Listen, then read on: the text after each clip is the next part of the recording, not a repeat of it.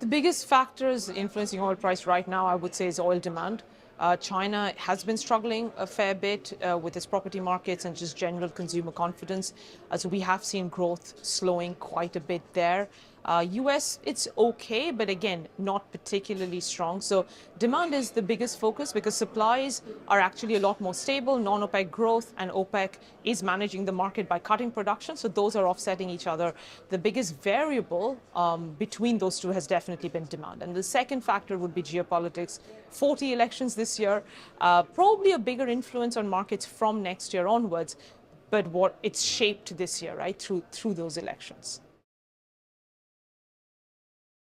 We are already seeing a lot of investment in renewables. If anything, I would say the answer for the kind of global energy system needs to be investment in both, but also investment in fossil fuels to decarbonize fossil fuels. I think that's where a lot of the misnomers come in, that, oh, we shouldn't be investing in fossil fuels. If you can decarbonize the entire process, it doesn't make it a problem to have fossil fuels. Fossil fuels are still 82% of total primary energy consumption.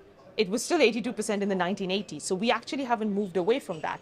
And that's where I think we need to do more work in decarbonizing the hydrocarbons, because renewables is already attracting trillions of dollars in investment. It needs even more. The problem is it's not enough to keep growing and offset falling fossil fuel demand. The most successful SAF policy has been in the US. It's the credit system, it's the US West Coast. Our view on SAF is that it is going to be the LCFS price in California that sets the basic overall benchmark price, and everything else trades as a derivative of that.